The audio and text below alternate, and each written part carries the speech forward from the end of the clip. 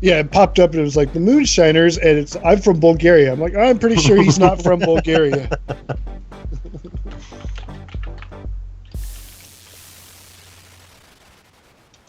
Moonshiners, this is your first talk show, right? Yes, it is. Yeah, I'm finally talking to like you guys. It's like it's amazing. Yeah, it's my first time.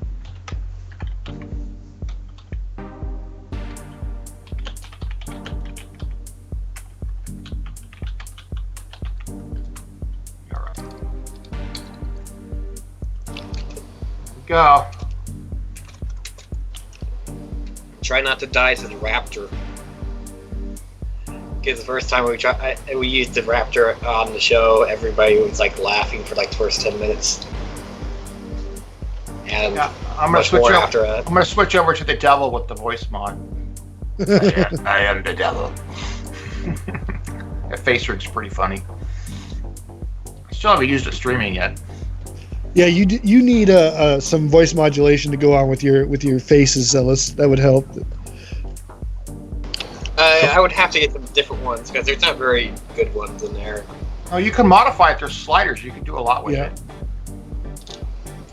Is someone hearing a humming that's coming from someone's open microphone? Yes. I hear it now. I definitely hear it. All right, guys, we're gonna get started with the Space Bro Show. Hopefully, everybody's having a great night tonight. We are just getting live here. We had some audio stuff. Hopefully, we'll get all that stuff figured out and fixed back up here, and everybody will be able to hear me as we finish up the audio and all that good stuff. So tonight we have an extra special guest with us. We're introducing Mr. Moonshiner. His first time on the Space Bro Show. Thank you, guys. There you go. Pleasure to be here. Yep, absolutely. We also have, of course, Mr. Nighthawk. He's here. Good evening. How you doing, everybody? Got Mr. Eric McKetton down here as well. Hello. Mr. Zealous Fox, which looks a lot more like a raptor, but he's here. Mr. Zealous Fox. For some reason, he's scooted over towards me right now. We'll scoot him tighter. We'll move him all over Eric through the remainder of the stream. I was gonna say maybe you should put him over actually over his name. There we go. And for those of you wondering, because we have a bunch of people in Skype, that's why the video looks a little blocky. There's nothing we can do about it. That's Skype. Yeah. The moment you get more than 4 people, it reduces the video quality on you. Your donations and funding can improve our broadcasting system, so keep that in mind as well. This is made possible from viewers like you. Viewers like you around the verse. Now, and of course, I was sitting here expecting like a PBS thing. Yeah, we also have Mr. Stoutman as always. If you've been watching lately, we've been flying together, doing some multi-crew, and having a great time. So, Mr. Stoutman. Yeah. Good times. All right, guys. Well, we have a lot and not a lot to talk about this week. So, I mean, most of you guys already have been testing 2.4. We won't go into specifics there, but most of you guys have already been doing that. And Zealous is randomly getting closer to Eric and larger. It's like, I'm seeing that. I'm like, what the hell's going on here? Tongue comes out like, watch out. It's getting a little personal over there. And today was my first real experience in being in 2.4. Yeah, you better keep that duct tape close, buddy. That could get dangerous for you down there. Better watch out. I just scoot him over now. There you go. Yeah, he's back over. So it's okay. Just be careful. Be careful over there, Eric. I'm worried about you. I moved as far away as I could from him, so it's okay. But, so a lot of you guys have already been testing 2.4 previously, as we kind of alluded to the other day.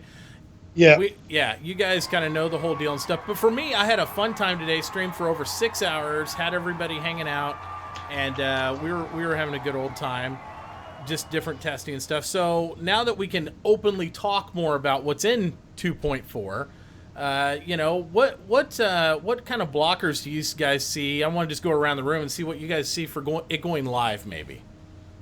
I know Eric's got some strong opinions about it. Yeah. It shouldn't be even close. But let's start with Nighthawk. Nighthawk, how much time have you had on it recently?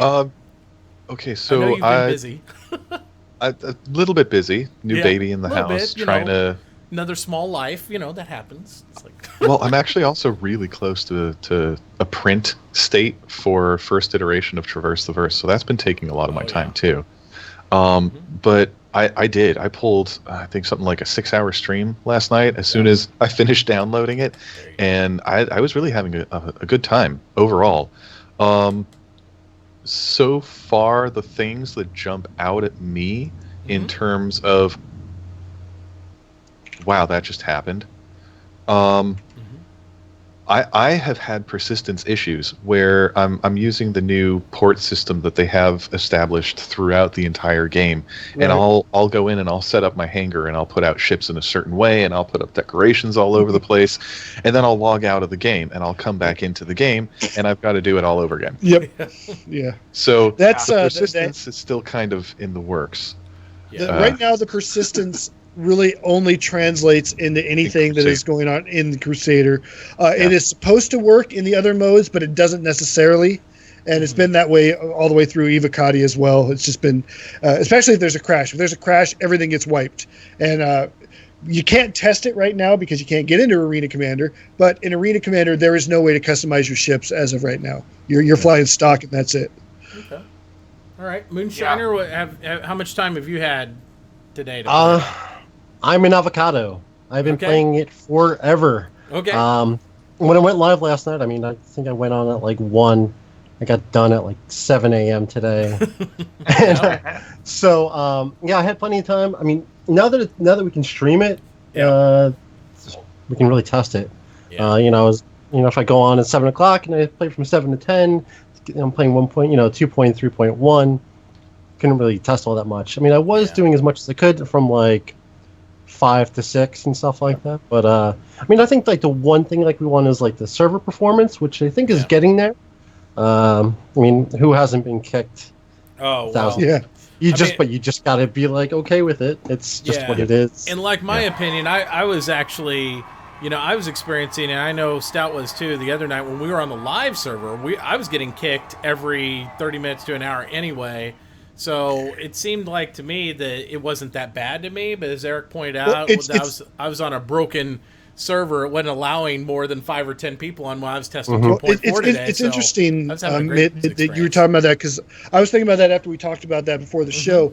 When you guys were doing that, I was watching your streams while I was doing Evocati testing. Yeah. And we were getting kicked at pretty much the same time, and I wanted to tell you about it. I wanted to say, like, hey, we're also getting our servers reset at pretty much the same time you guys are getting reset, but I couldn't because it was Evocati stuff. Yeah, but it just occurred to me now that it was probably, it's far more likely that was something that was an issue with Google and not necessarily the game itself. It could be unless they had already started to mount that over on that same cloud network or something. I don't know, because if they're preparing for a push, I don't know the back end of exactly what they're doing. So it could be like a lot of that. So Stout, as far as I know, the PTU servers are also on Google Cloud.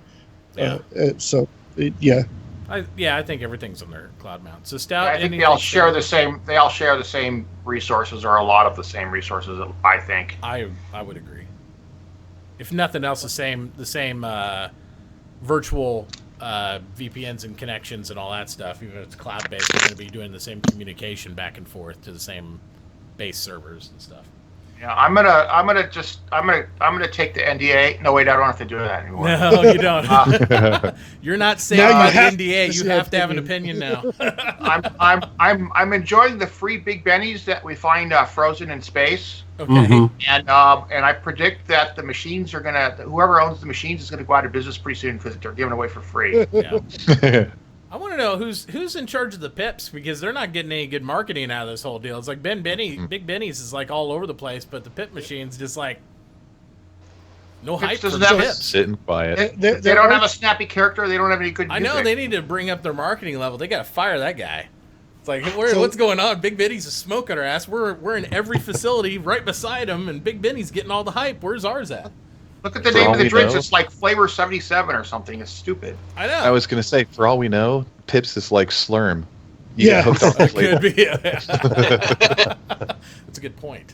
You don't know. It is a good point, though. Like, if it wasn't for the fact that I've seen it myself, I wouldn't have known that Pips existed. Like, it's all been about Big Bennies, the whole time. Well, I mean, and if I hadn't walked past the vending machine and turn and go, hey, that's not a Benny's machine. What is that? Yeah, I wouldn't have.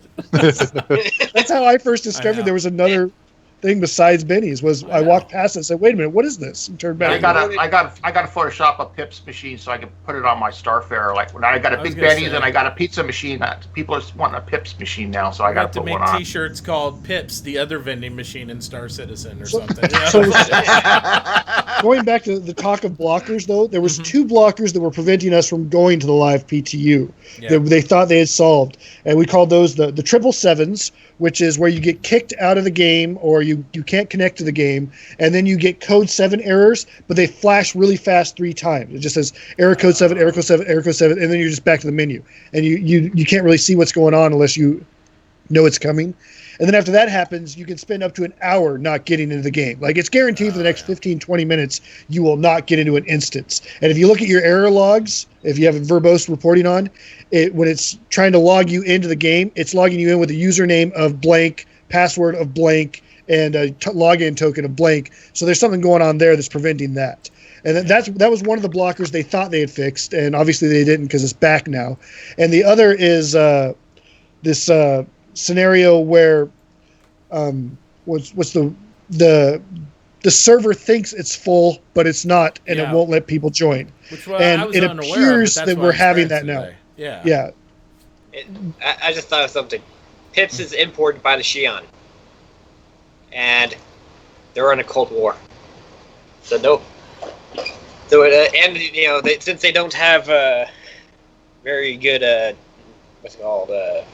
standings with the UE, that's why there's no advertisement. It's just there. It's probably how they dispose of their nuclear waste or something. Yeah, they're secretly poisoning us and making us more susceptible to buying their products. That's the way it goes. Heads up! Thank you for the follows too, guys. I didn't turn off my alert, so my bad. But enjoy.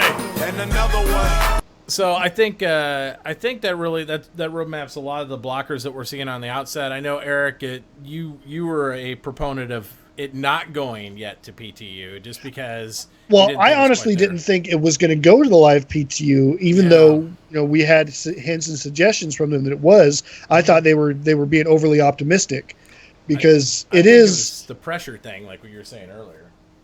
You've had a fairly good luck with it. Like you said, you streamed for 6 hours today and had 4 or 5 crashes. That is the minority, honestly. I mean, I streamed for 2 hours, and I told you this.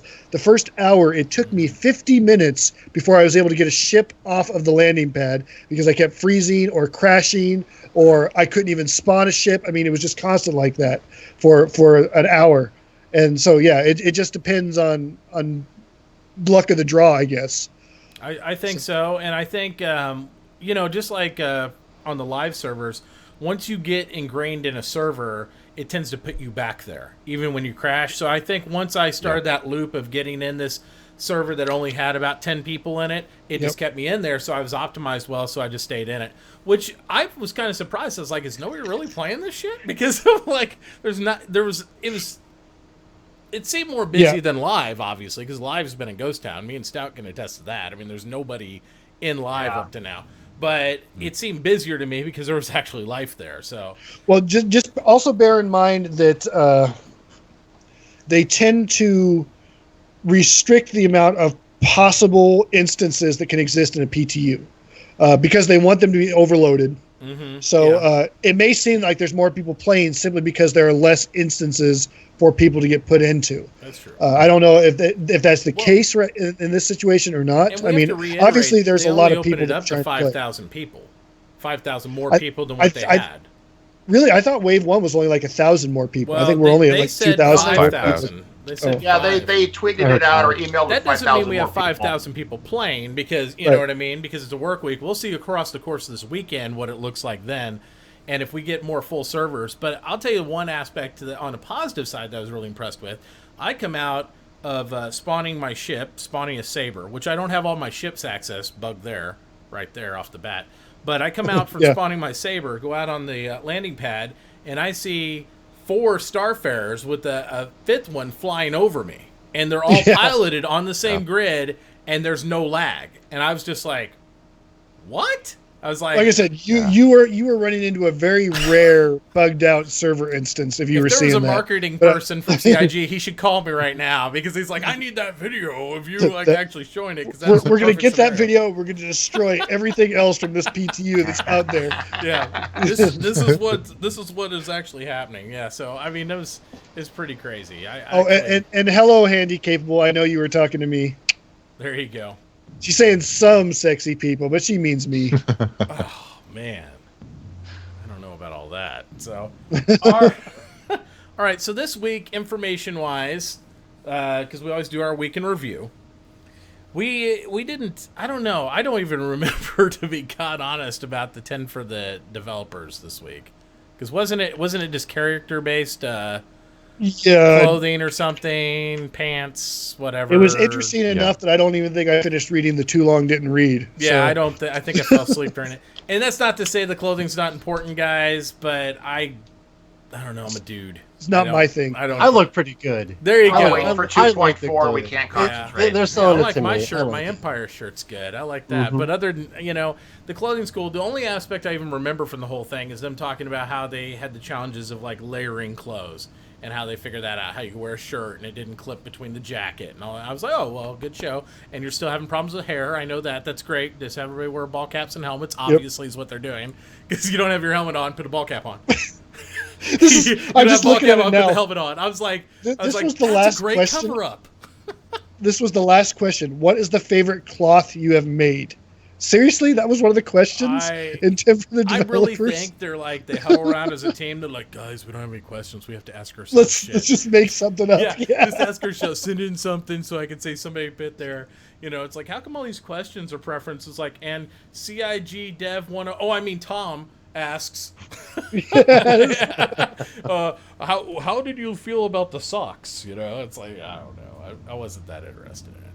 There's a lot of naked people running around. Yeah. No, Port Olisar. Nobody's wearing pants. I woke up without pants Moonshiner every participated time. In this.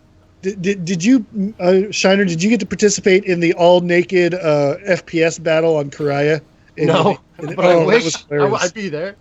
Yeah, it was a bunch of us running. We had helmets and underwear for some reason. That's all we were spawned in, and our guns. And we were running around Karaya shooting each other. It was freaking hilarious. Somebody's got video of it somewhere, and it will make it up onto YouTube here soon. I'm sure of it. But hopefully God, brought beer because that'd be. We were laughing so hard. I spawned into my second session last night, and I actually took the time to walk around the upper levels of Olisar just to see how they had made some changes.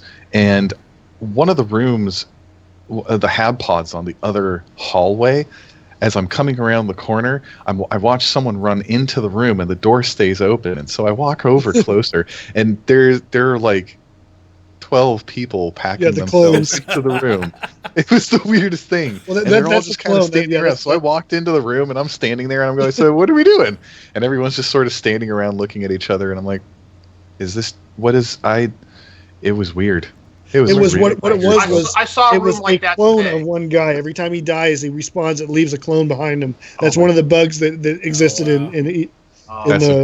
Yeah. Sounds like a bad scene from that movie with Will Smith, I Am Legend, where all the things like stand around in huddles and like that's it. It's like, yeah, I don't know about all that. No, but my 4-year-old son came in today when he got home from school, and he's like, "Daddy, why aren't you ever wearing any pants?" And I looked down, and I'm like, "Oh, you mean in game?"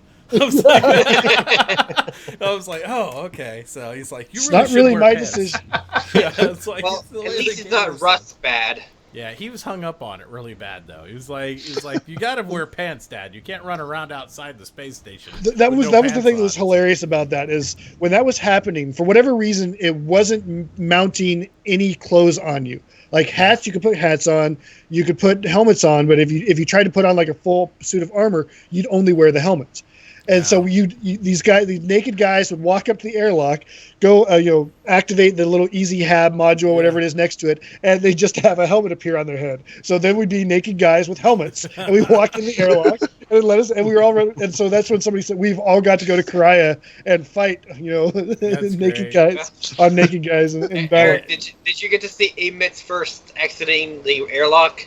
Oh yeah, did he forget to put the helmet on? Absolutely. I walked right down there, and I just, I'm so used to being there all the time. I'm just like, boom, and he walks up to the door, reads the sign.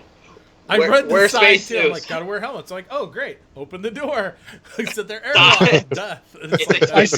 I saw Meyer do that exact thing today, and this wasn't his first. This is like his dozenth time walking out the airlock. And every time he walks up, he puts on the outfit, and he goes out. He walks up there, and somebody made mention of the sticker on his last spawn, and so he's like, "Yeah, it's a good thing that sticker's there because otherwise I'd forget." And so he walks up and he decides to show off the sticker to people. So he gets up close. He goes, "This is what the sticker says. Pretty cool." Then he opens it up, walks in, closes it. And as soon as he closes it, he goes, "Oh crap!"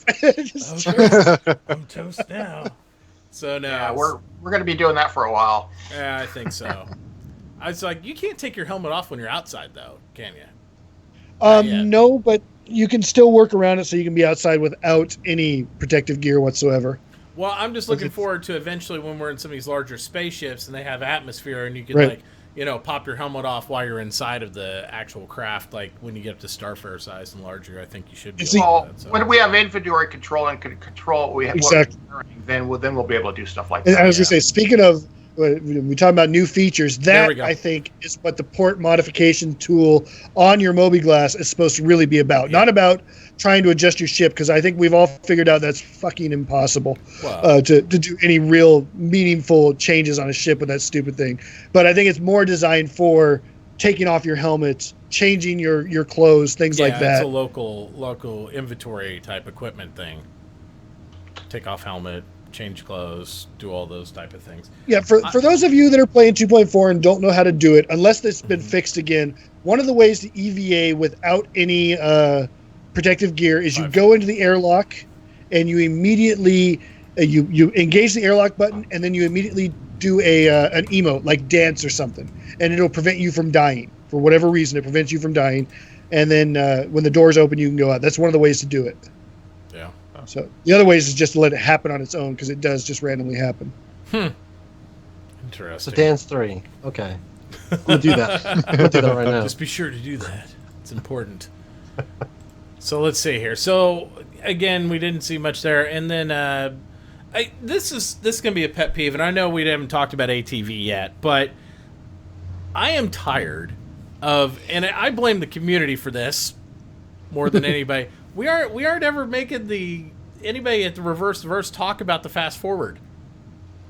And they say every week to find out more about this fast forward. Tune in to Reverse the Verse tomorrow. I'm like, can we talk about the goddamn pipe system with the devs for like 5 seconds? I mean, it's probably one of the most interesting, things that they're working on right now. And I'm like, nobody even mentions it. I just want to hear a little bit more, not time frame wise on it. I want to hear about how far they're looking to go with it, what all involves. I mean, it looks so cool. I mean, this is like a really neat aspect. You can destroy things, you can repair them. It's going to be a whole like objective mini game. I mean, you could have a firefight in a Starfarer and just be trying to lock doors, block doors, repair stuff the whole time right there. I mean, it's really neat, and it's just like it's lost. Much less the fact they have the whole thing you can get sucked out into space like working in it.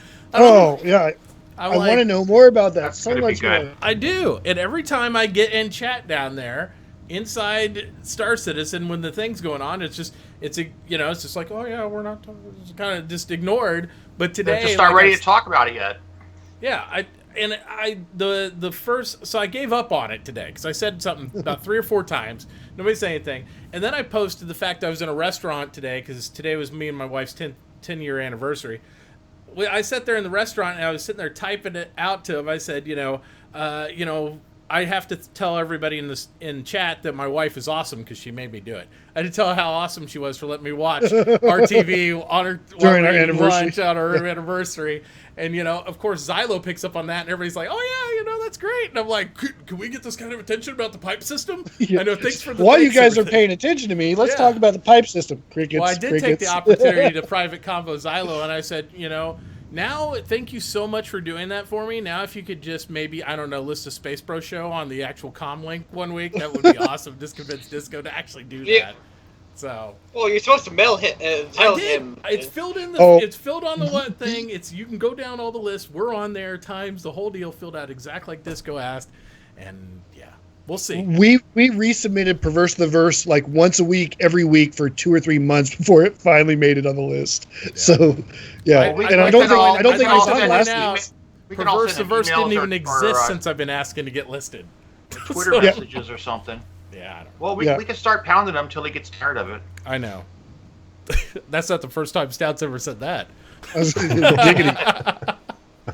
Now this is my kind of show. Yeah. Now, sorry, we just enabled perverse diverse all of a sudden. Anyway, so yeah, ATV. They, I really have to say, I am very happy with what I see with the Caterpillar. I know I was impressed before, but I like how they move the catwalk. I like the offset of it, and it looks really good. I know it's just the raw white box of stuff, but I like the way their format looks, and it looks so goddamn big now. It looks really cool. They just got wider by a good amount. Yeah, by a huge amount, it seems like. Because it seemed more chunky when we just saw the sections originally on the original white box.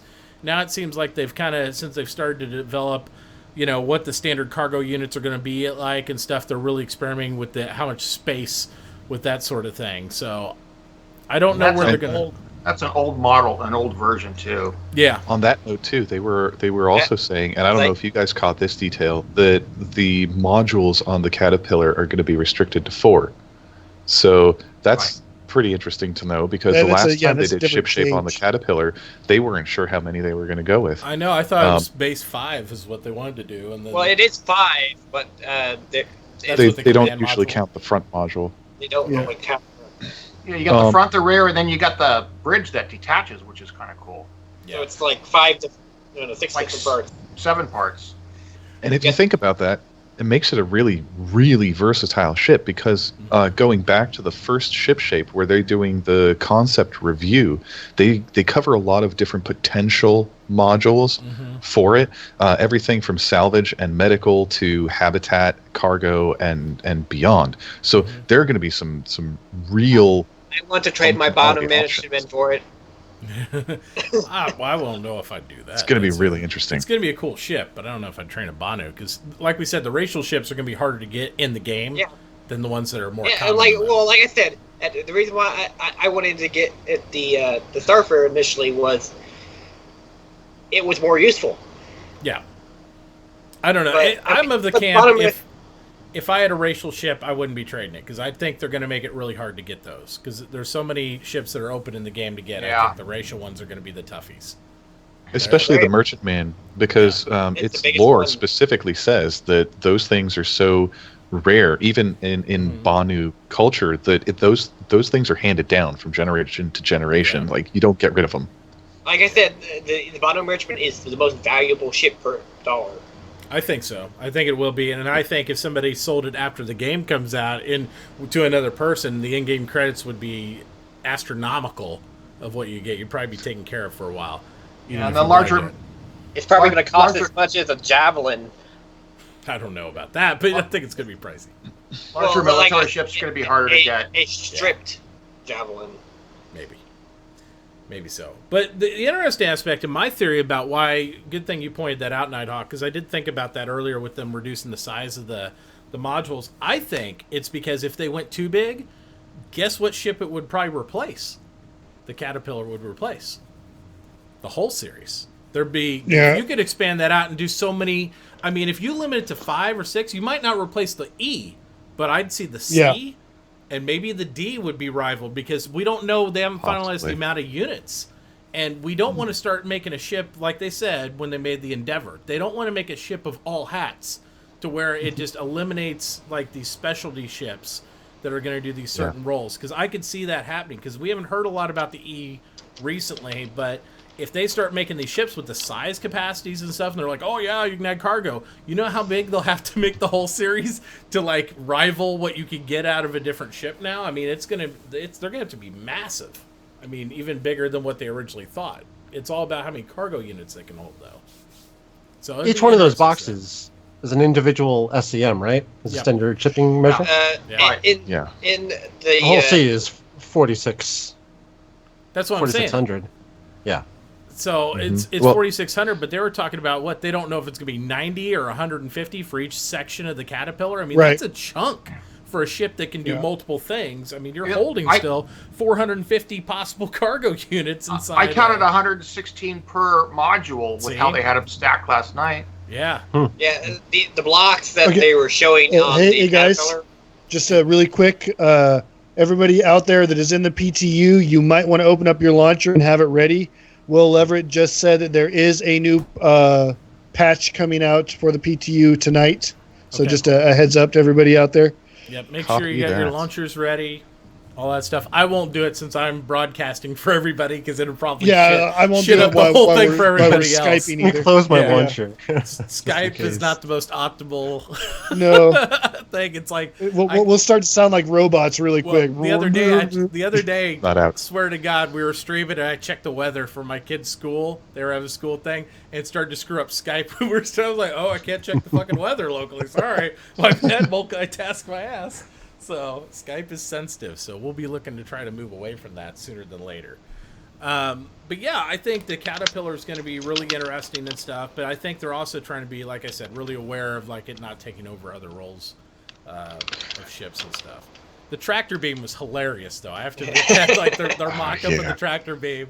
It looked like some weird worm shit going on. It's like, I just threw all the cargo out. Sorry. I know, and it was bent. It was like, what's with that? A beam doesn't bend.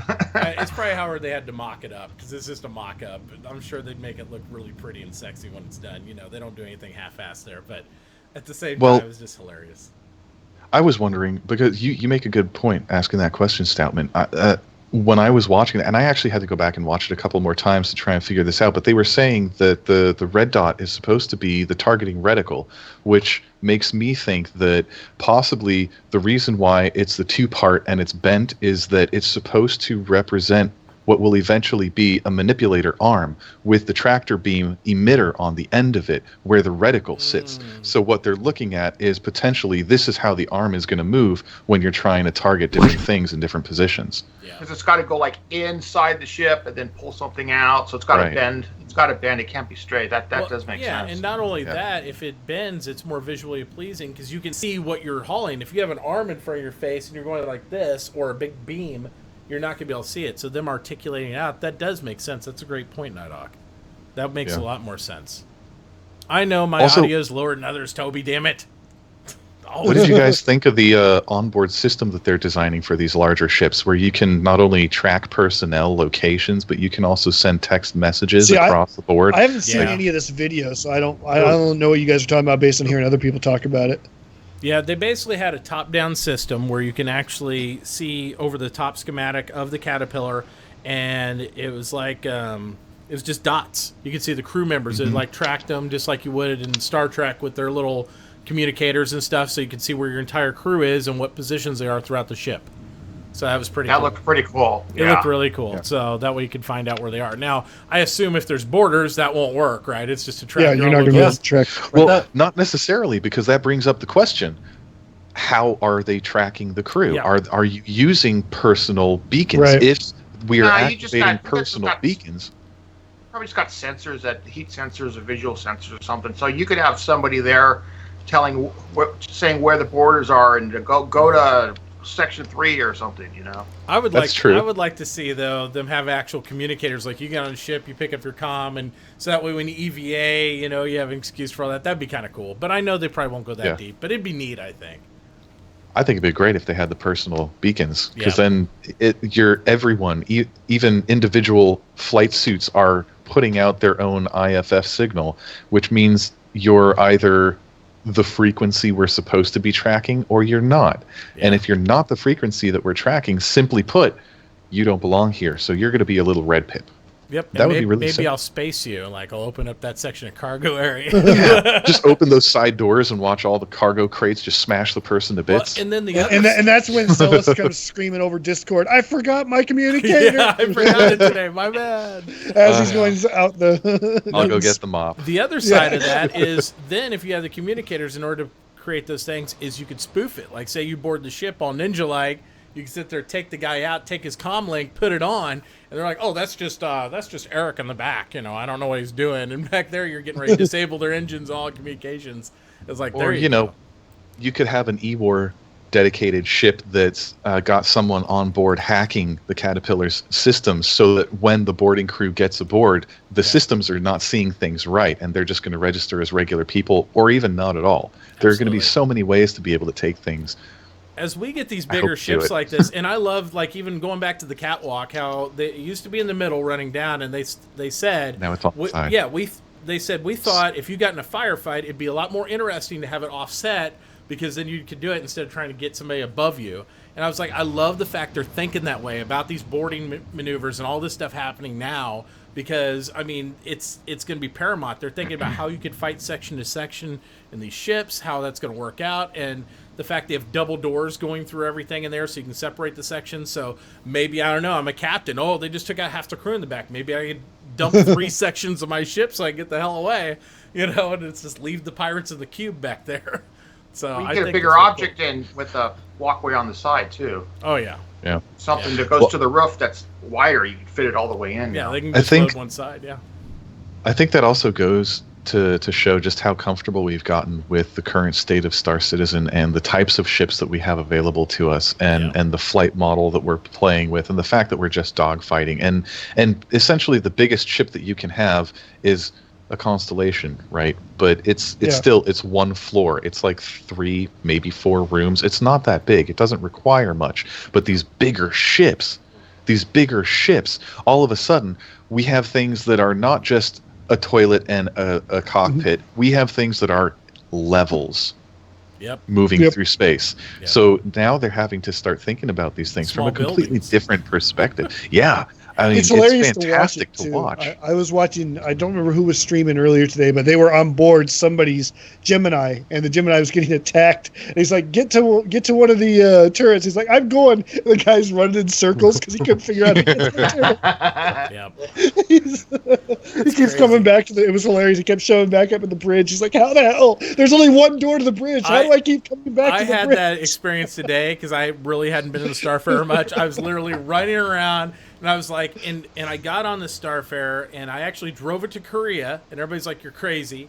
And I drove it to Korea because I wanted to get some guns, so I park it on the landing pad, ass in hanging off of it, go inside the place, and then all of a sudden there's a guy trying to get on the Starfarer. I make it back on, and I'm running around like, I'm going to kill this guy before he gets on the ship that I took. I said my ship, but whatever.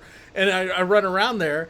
And I can't get through it, but I see him through all the glass portals. Like, I see him, I'm like, there he is. He's on the other side. I'm like, there he is again. I'm like, I can't get through this damn glass to kill this guy. I'm like, sitting there doing the mime, the whole block wall, like, invisible wall. Like, I can't get through this guy. I need to kill him. And finally, I run up to the front thing, and then he opens the door, and I just go, bam, in the face. And I'm like, well, there he came. He found me, and I'm still lost.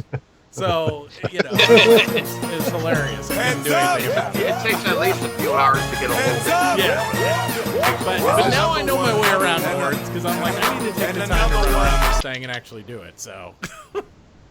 I'm trying to remember. I think it may have been Meyer again that I was watching it, but it was hilarious because he was trying to get to the to a turret, any turret at this point, to defend the ship, and he'd take off running, he'd like turn and go down the hallways, and then he'd end up back on the bridge, and he's going, there's only one damn door to the bridge. How do I keep getting back to the bridge? I couldn't get any of the turrets to work today at all. I finally found a way to get into them, and then I couldn't get them. None of them functioned for me. I just sit there and. I don't know if you guys remember, but when the Retaliator first came out, everyone was having the same trouble. That was the biggest ship that we'd ever experienced, and it's just the double loop.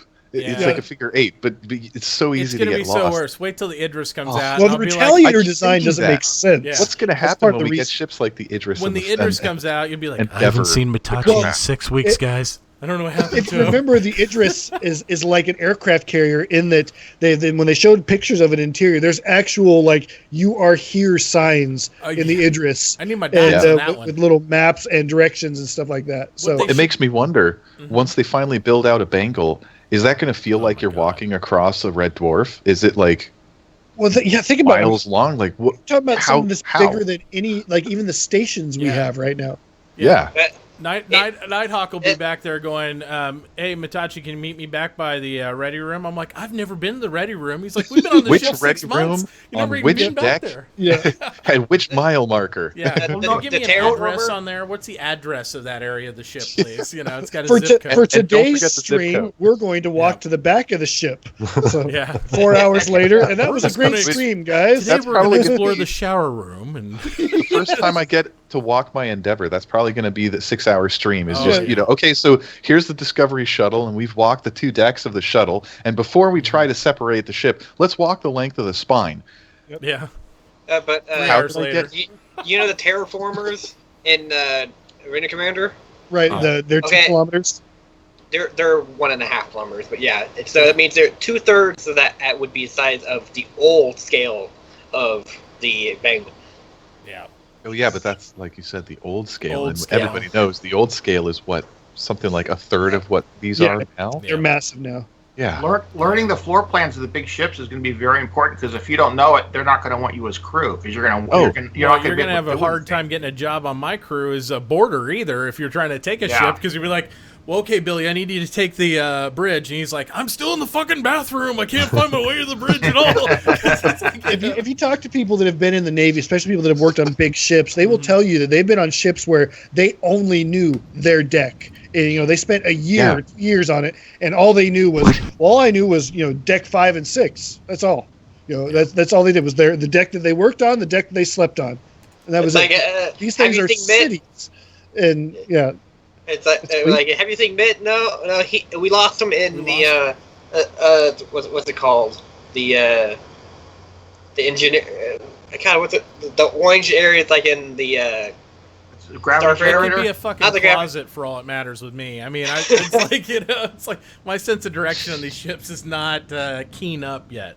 The crawlways. We lost him in the crawlways. Yeah, I would Well, but like then- to see. I Jeffrey's would like dead. to see the Moby Glass implement the dot system like what the Caterpillar does. So maybe I can see you are here on my Moby on these big ships. absolutely. Like yeah. I need I was to just know gonna say that. where the fuck I am. Where's my map? And that's Yeah. what I want to see on those things because the big ones it's gonna. And be then Eric pokes his head inside the door and Mitt scares the shit out. So find it. This Mitt. Good Are they issue. going to implement the positioning system on like every other ship? Is that going to be a thing? I don't know. I would assume so. In I mean, I don't think Starfarer? they're doing that just Is it on there? I anything would think big- they need to. I would think so. Yeah, Yeah. if they're doing it on the Caterpillar and they're kind of like experimenting with it, I could see it being translated to all the ships, like that.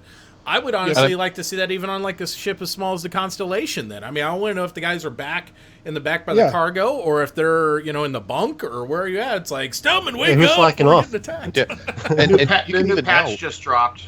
Okay.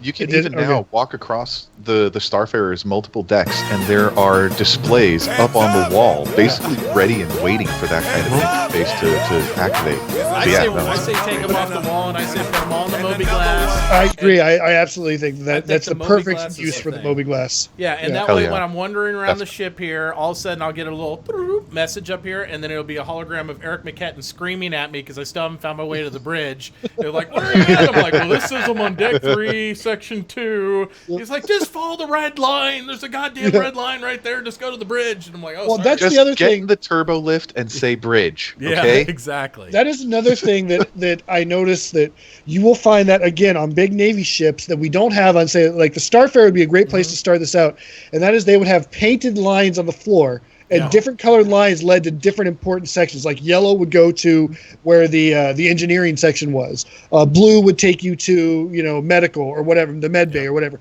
and you could follow that line no matter what on the deck. You could look down on the deck and say, okay, I need to get to the medical section. I'm going to follow this blue line, this blue dotted line, and it will lead me to the Yep. nearest med bay. That's why I and need. things I, like need that. I need lines and dots, and the only other place I know they implement that besides the Navy ships is probably prison. And so, it's like, stay on the red line, So They do that. That's right. They do that in prisons. It's like I'm not saying anything bad about Navy personnel or anything, so don't start emailing me saying you said prisoners and Navy guys are about the same aptitude. I'm not saying that. I'm saying I need lines and dots, so I don't need to hear that. Oh, that's My dad would call that's me not up a. next. Or maps at every single corner. Yeah. I You were just here. think it's who needs fucking maps in the corner? It's Moby last time is what we need. Everything's gonna be like that. Yeah, but at the same time, patch I is mean, 25 gigs, guys. 25 gigs. Get started now. By the time we're actually done talking, maybe we'll be halfway there. And it'd be nice if they did something like in Star Trek where you have the plaque, the commemorative plaque of the ship's first flight, and you can put that up on your ship, like on the bridge or in the captain's quarters. It'd be really nice if you could do that kind of thing with the larger ships. I'd like to see in the main rooms, like, in some of the ones like the Idris stuff, you got the ready rooms, which I'm sure would double like a media room for the guys to watch movies and stuff. Like, you could watch streams, the races on like a big projected TV. Yeah. You could have all that stuff there. Would be really cool. You would have the fucking new guy who's in there with his Boba glass out, trying to walk through it with a ship when he's the one boarding it, and then he gets shot by looking at his Boba glass. That would exactly be me. Exactly, that's what you'd see is just me walking around with a Moby glass in front of my face until somebody shoots me in the back of the head. That's the end of my experience boarding a ship. And me typing in chat, right. This is why I told you I wanted to be the pilot. Nah, it's just going to be, once you've learned all the different ships, then you're going to be a much more valuable crew member, and you can get paid more because you're competent. And I can see the large ships just taking on a couple extra people who don't know it, just so they can run around and maybe do something and just learn it, Yeah. People getting picked up on the cheap because they're like, I just need the experience of being on this vessel. Yeah, so you don't have to pay them. You don't have to pay them. Maybe they can find maybe they can find a gun and be a gunner. Yeah, something. They can do something somewhere. Pick up a wrench. Fix a component. And then they can't find their way to the escape pod when it's in time to get it out of the ship. Yeah, they're a newbie. Who cares? Yeah.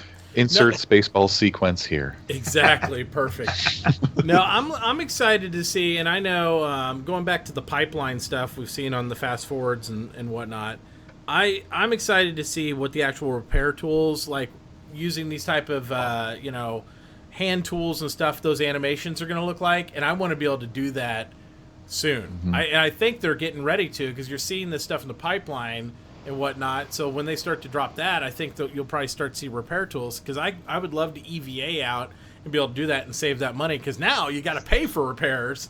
And I'm like, I need to just patch the wing on with some duct tape right now. I ain't going to pay. Because I tried the Starfarer when I was driving it. How much did it cost? Okay. Now let me get this straight. I'm not saying it's my fault. Okay, let's get that out of the way first. This isn't my fault. But the guns got knocked off the side of it. Okay? So it wasn't me necessarily. But I landed the Starfarer because I wanted to practice to do it with these other guys who wanted me to pilot it. I landed it on the repair mat, on the lower repair platform there. And I sat there and it queued up, and it said it would cost me 4,000 UEC to repair the thing. And it was only yellow and missing 2 guns. And I was like, holy crap, because this is like, I just started playing, right, after the download. I only had the 2700. I'm like, I can't afford to repair the ship. And everybody's like, go do missions. And I'm like, it has no guns on it. How am I going to go do missions? I'm like, the guns got knocked off. So it is not going to be a joke to, like, repair these big ships if you're just going to go and try to instant pay them, because that's not including fuel and other stuff. And we're only in one corner of the star system. This shit's going to get expensive quick. You park it and pull out another ship. That's why you have multiple ships. Well, my answer was to take it back to Port Olisar and run it in an Starfarer, so that way I can see how big the explosion was. But yes, I get where you're going with it. So, well, and that's actually right now, that is the best way to deal with repair issues, because it doesn't cost you anything to request a new ship. So that's what I discovered very quickly is with the default amount of money. I don't remember what I was flying. It was a Sabre or something like that. I got damaged and went to repair and refuel, and I didn't have enough money for it because I had the default credits. So I just slammed it right into the damn Cryastro repair station there, and respawned and got a new one. And I still had the same credits. Well, that cost you $250 to respawn for dying, though. No, it doesn't right now. That they disabled that because people die too often. Everybody would be broke before they ever got into a ship. We're always going to have that problem of dying too often. I don't know why they think death is going to be a big deal.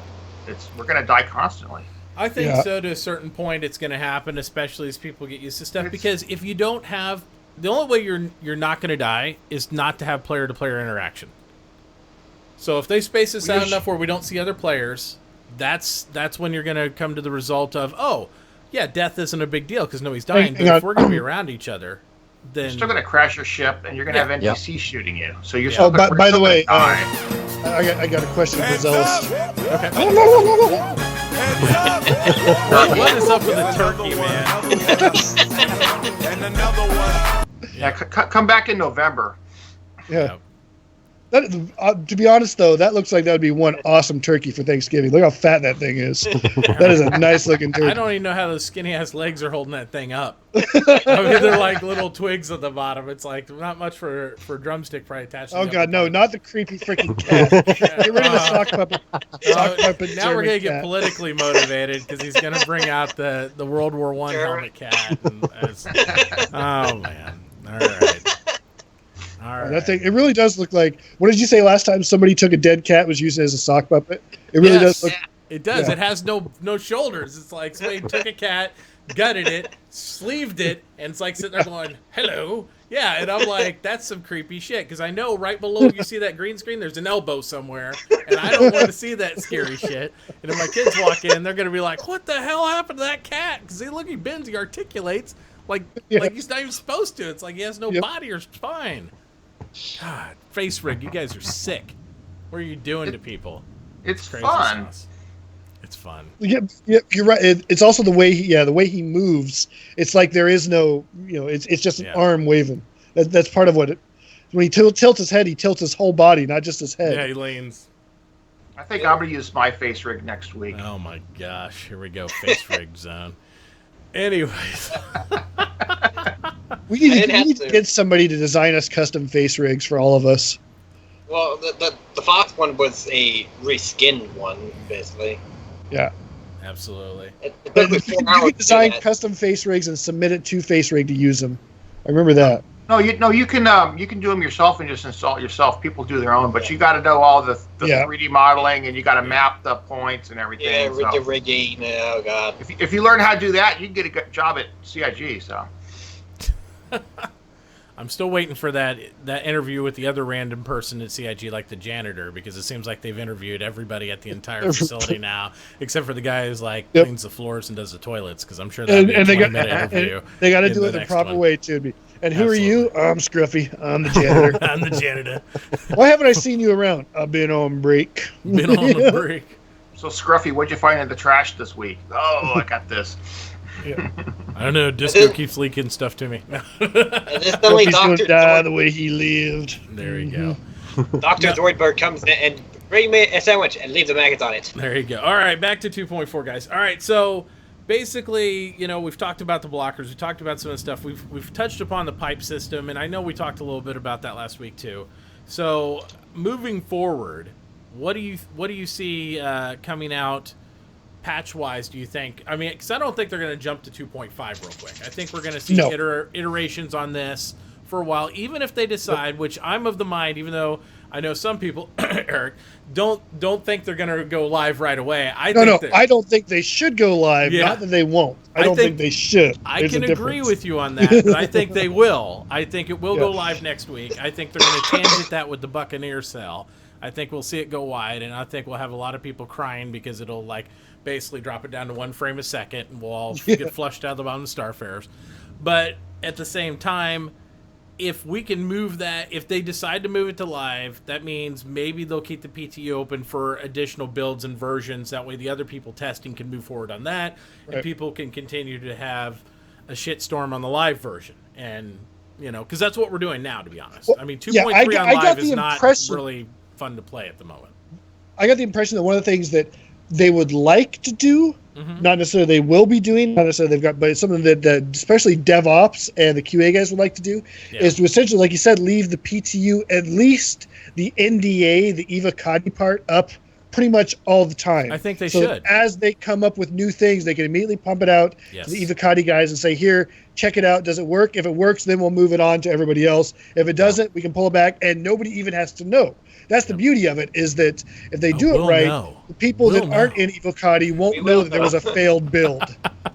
That's the idea. I know. We'll know anyway. They'll tell us because secretly. Some jackass will leak it somewhere. I know.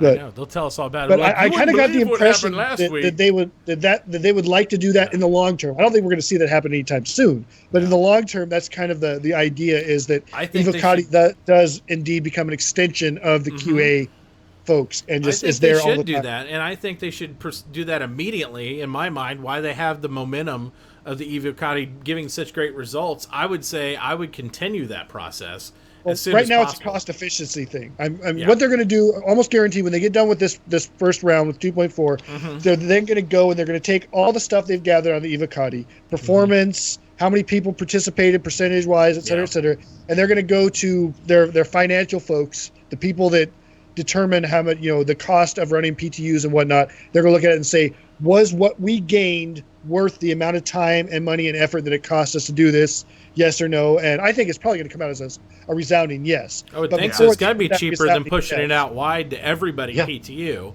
I mean, because that's what they've been doing now. Originally they said, they were almost going to do an Evocati, right? I mean, and then marketing-wise, Right. they started to go PTU wide, PTU wider, and then they opened it up to where the PTU was almost fucking everybody. And I was like, what's the point of a PTU if it's everybody in it as opposed to being a live alpha? came from suggestions from a bunch of people who, I was one of them. You were one of them, as a matter of fact. I remember having this conversation with you. We were talking directly with the developers saying, you guys need to get these people that are testing all the time, that are really putting this effort into testing, into an area where they can talk directly with you and they can test with you and interact with you. And they came up with this idea of doing what they were initially called a private testing group, which then became the public test universe or whatever. It was originally going to be this private testing group of invite only, and now Evocati has eventually come from that, with an invite only testing group that is part of the overall. I think they started it out right too with the private testing group, and they opened it wide because I guess it's just iteratively they thought, well, we'll add more people to stress test it this way. When obviously, to me, in my mind, they just had to get over the result of whatever is on live is still alpha. I mean, that's what everybody has to accept. And I think what happened in their mind was, well, when this goes live, it's got to be pretty solid because it's like they're judging us on it.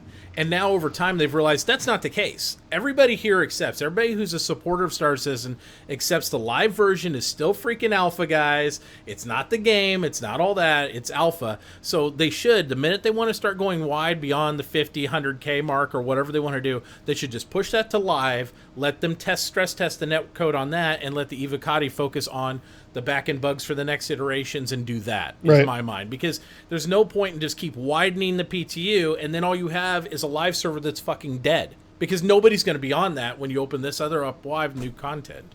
It doesn't make any sense. And it'll be cheaper for everybody, I think. Because then you just are pushing new builds out to like 5,000 to 10,000 people instead of 250,000 people plus and doing it that way. I think it's better. But, I think the Evocati's been a resounding success, and I really hope they don't drag their feet on capitalizing on it. They need to capitalize on it and keep it going. In full disclosure, the last week of the Evocati, I barely contributed at all due to problems on Evocati on the build side that prevented me from, and real life preventing me from interacting with it.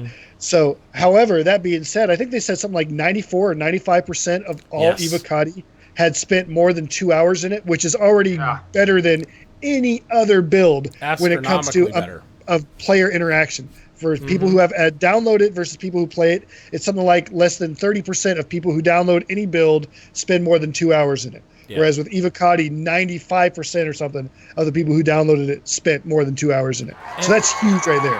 Absolutely. Do we ever get a number of how many Evocati there are? 500 or 600 from what I heard. But I don't know if I don't know if that number. I think they opened it up to 1,000, but I think they have about 50 to 75% of that actively participating on a day-to-day basis. Which they said 95% of them, and I believe they meant 95% of all Evocati. Yeah, so if they have 1,000, then they meant 950 of those. Yeah, but I don't know if that's day-to-day, if they're pulling across a week or where. Because I mean, people have jobs and lives and all that. So it depends. Yeah, iBuilder. That's what I heard too. I heard like 500 to 600 was the number. Yeah. So I don't know. Who knows? But for sure, but. Yeah. We'll never know. The illustrious Evocati doesn't even know each other. Because it actually doesn't make sense that it would be 1,000 because 1,000 was the original Wave 1 for PTU. Yeah. It's 1,000 people. It seems like a good sample point to pull metrics from if you have 1,000 people because it's going to be. Well, yeah, but if you're going to 1,000, then you don't need to do Evocati anymore. You just make it Wave 1 again. You're back to 500 is small enough to where you've got a lot of people on at any given time, and they're all active people, and that's the chat was constantly active all day long. And I think you do need to raise and lure people into it as activity based and issue council reports and stuff like that. And it's not something to achieve; it's just a fair metric of like, do we want them to burn time pushing this game out to wide to all these people that aren't even helping participate with issue council? I will tell you this. To everybody out there who says, I want to be an Evocati, I'll tell you right now how to find out if you want to be an Evocati. Go to the issue council, sort by new, and go through and test every one of those bugs tonight. The first 20. Make a punch list and do it. Replicate each one of them 5 times. Try to make it happen. If it doesn't happen, but do it 5 times in a row. See if you can make it happen or if you can't make it happen.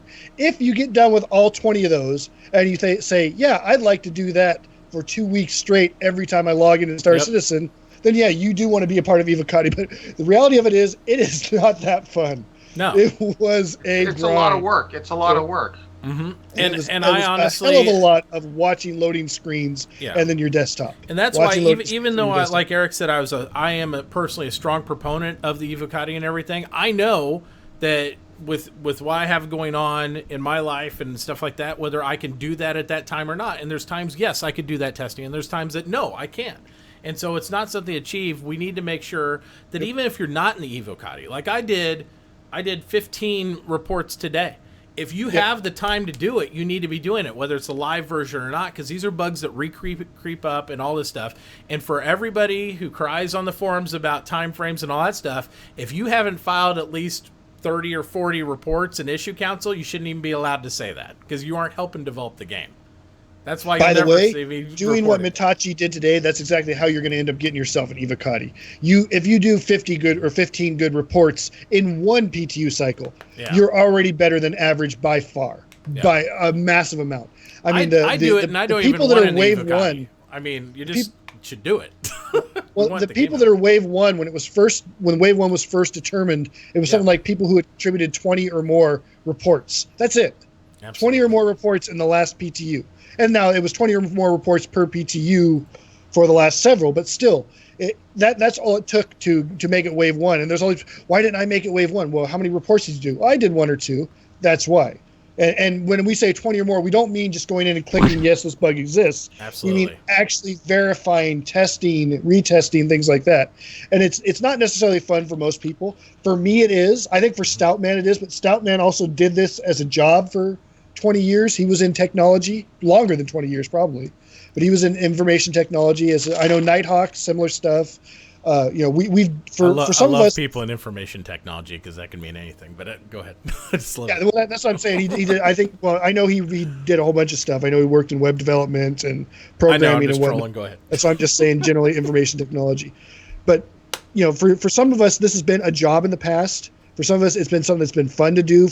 I've always loved deconstructing computer programs and games and whatnot, and figure out what makes them tick and how they break. Eric has done this since the first day I watched his stream in Star Citizen. He has always tested, and he's the only streamer I know that's an arena commander going, let's test what happens when we mix these weapons and do this. And he'd do he'd lose matches. Just because he's like, I am just testing this one theory of like how this works, and that's all I'm doing. And he's been dedicated test forever. He is the Evocati god of testers, in my opinion. So that makes it interesting too, because you're always trying to absolutely make it interesting. I mean, some of the most fun I've ever had was trying to come up one of my favorite stories from Arena Commanders when people were saying that mixed pips were not viable at all. Yep. It just wasn't possible to be effective with mixed pips. So I took a Super Hornet and 6 different guns with 6 different muzzle velocities and 3 different colored tracers too. So I had blue, I had green, and I had red tracers.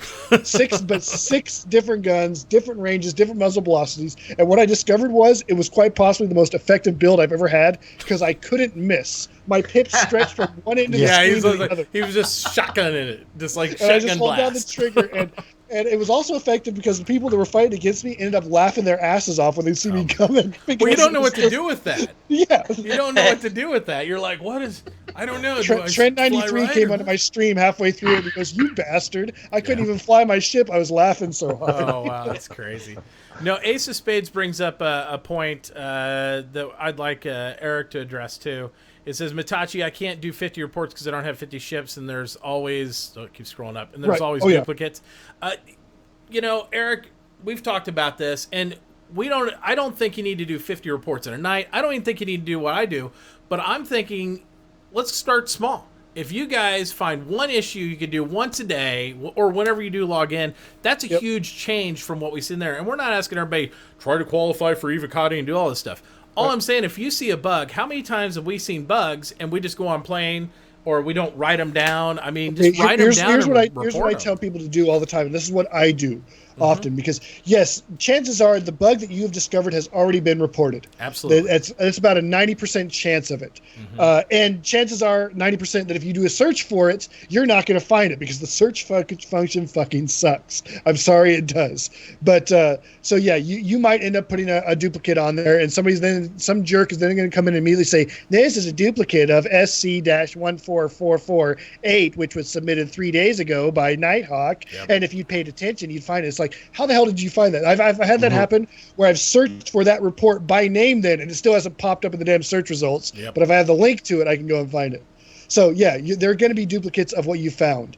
And when they do that, then you just go and you go to that one and you confirm it. Hey, I've got a duplicate. But what you want to do is you go to the issue council, click on sort by newest, go down to the bottom and change it to display the first 100 results. Then go down one by one, look at the titles. I do this on my stream all the time. People can attest to this. It's boring as shit to watch, but this is how I do it. I go down and I look at the titles and I say, okay, it says, I can't, one that I submitted today, for example, it says you cannot edit the cargo pod on a Hornet F7C in Port Olisar. Do I have access to a Hornet F7C? Yes, I do. I can go test that right now. Yep. I go into Port Olisar, I spawn the Hornet in there, I go and try to see if I can edit the cargo pod with my port modification tool. Yep. I can't. Do it 2 or 3 more times to verify. I can't. Okay. Go back to the screen and click contribute and type in there. If you want to type something else in there, type in. Tested this at Port Olisar 3 times, 3 out of 3 times, could not get it to work. Yep. Confirmed. You couldn't do it, or you went through and you did it, but every time you were able to access that cargo pod, you go back in there and you say contribute. I couldn't replicate. I was able to access the cargo pod 3 out of 3 times at Port Olisar. Yep. Both of those are going to help. Because even if you can't replicate that bug, even if only 1 out of 10 people have that bug, when the CIG guys go through there and they look through it and they see, okay, this happened once to Nighthawk, but the other 9 times it didn't happen at all, what is different about Nighthawk's system, his connection, the time zone he was on, that particular server instance, whatever, that caused this to happen to Nighthawk, and they might end up finding something else entirely that is something they need to fix anyways. And that's what they're looking for. They're looking for that kind of in-depth research and checking little things. Yep, absolutely. And I think also Grib here has the original Grib. He has a good point. He said it's frustrating.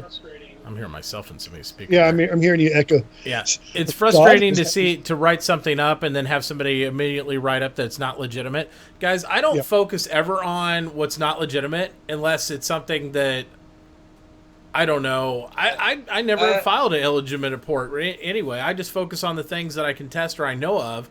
I figured it's kind of like, it's not Reddit, guys. You don't have to downvote shit.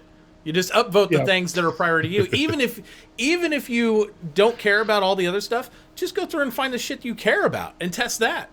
I challenge everybody this weekend to just do one. And even if you don't write your own, I say don't write your own. Find somebody else's and confirm something. And actually give a good write-up confirm. You don't have to be original. I don't do any of my own write-ups. I just confirm other people's. I'm not trying to get an Evocati. I just want my goddamn game to come out. So I think if people just work together and upvote the things that are priority, they're going to focus on those. They've illustrated they will. And I think that's really important for us to get that stuff done, and you're going to see these builds knock out. Because instead of 500 people reporting at 97%, to have like 10,000 people reporting at 70% would be fucking amazing too, because that would give them a bigger picture. For those of you that have not made it into a PTU in the past, if you keep doing this, your chances are increasing, because they have recently started kicking people out of the PTUs who are causing problems. And whether you agree with their reasoning or not, they're doing it. And that includes people that are using homophobic or racist slurs in chat. No place for it, guys. Not because it's against CIG's policy, because it's not. We know that CIG's policy on the chat in game is do whatever you want. It is against the DevOps and the QA guys' policy simply because it detracts from testing. You're not there in the PTU to play the game. You're there to test it. If you want to fart around, be a jerk, grief, do whatever. That's what the live is about. There are no rules in live for a reason. I Do whatever grief hell the you shit want. out of people in live all the time. It's a fun place to do it. But people are getting kicked from the PTU for acting like that, for griefing other people, Yep. for Like ramming people or repeatedly, things like that. Yeah, For don't just do being, that stuff. For being a dick, you're going to get kicked out of PTU. So don't be a dick on PTU. I'm very And, nice to everybody on PTU. I help And people out. one of pick the 'em up reasons on why it. they're doing that is because of this mentality that there are literally thousands of people out there who want to be in the PTU, who have not got in, who have the chops to be there, but we Yep. don't have the numbers for them. Why then should we keep this Mitachi dick in here No who doubt. keeps insulting people and ramming them with a Starfare and telling them to get good when they're trying to test something? Why should we leave him in here when we've got this poor Stoutman guy who has submitted 20 issue council reports in the last 2 weeks and desperately wants to be in? Let's get rid of this Mitachi and bring the Stoutman guy no doubt. instead. I mean, this Mitachi guy keeps sending photos of his ass into all the reports, Yeah, and exactly. it doesn't even report anything important. It's a waste of time and energy. And like I said, it doesn't matter whether or not you personally agree with it as a censorship policy. The PTU is not the live game, so don't let that get in your head that, oh my God, they're censoring people, because of, they're using naughty words or whatever. No, the PTU is a chore. It is not necessarily meant to be a fun play. If you want to just go out and fart around and have fun, that's what the live is about right now. Yeah. But the PTU, they cost them money to run that thing. Every And it minute costs- it's up and running, they are spending a crap load And of every your time money. they push out a build like they are right now, it costs them more money. If they're pushing to a bunch of people that aren't helping develop the game, there you go. So in PTU, I only do PTU when I'm going to sit there and help do something on the game, and I try to help people out, and we test things like that. Exactly, And Rip. you can't use the excuse that, hey, I'm stress testing people dying and stuff in the PTU, because if you're going to do that, go over to live, do that where it's acceptable, and then you can stress test there and file issue reports. Like, I killed 17 people by smashing my ship into them, and then I crashed. That's a problem. Do it in live. In The easiest PTU, we way- need those guys to be there. The easiest way to do the issue council is this is a simple way to do it. You play the game. Now, if you notice something bug happens a bunch of times, you can go look for it, see if it's there. If you find it, you just confirm. Add any text like, yeah, this has happened to me a bunch of times today. If you got a screenshot of it, great, add that on. But just go down the list of everything, and you don't even have to sit there and say, oh, I'm going to test this one manually. You can say, yeah, I know that one. Just go in, confirm. Always add some text. Add as much info as you can. Like somebody say, oh, this happened on the Hornet. I got stuck trying to get out or something. You say, yeah, this happened to me on another ship too. It doesn't have to be a new bug. It's similar. But Yeah, just add to what's there. Just once a week, go there and do 5 or 10, and it adds up. Yeah. Like I said, if I just challenge everybody to do it once this weekend, because I'll tell you what, then when you're done doing that and you go on to Reddit and you want to bitch about something or you want to say something, you actually are somewhat validated in doing so, because you put in your 2 cents, you did a little bit of work. Now you can say, hey, I cut my mom's grass, so I'm a lawn expert. It's okay. And just to put this out here, Stoutman is a great example of doing this the right way. He is relatively new to Star Citizen compared to most of us that are here on this list. I'm not sure about Moonshiner. How long have you been a citizen now? Since November 2013. There you go. Okay, so you're like me. You're one of the originals. So, but Stoutman, what, September, something like that of last year's? Yeah. And he started streaming around the beginning of this year. I've heard people say this about it. Well, it's because he's related to one of the developers that he's in Evocati, or it's because he streams that he's in because PTU. that gets you in tight with him, right? It's not. It is because Stoutman from the very start has been treating this almost like it's a job.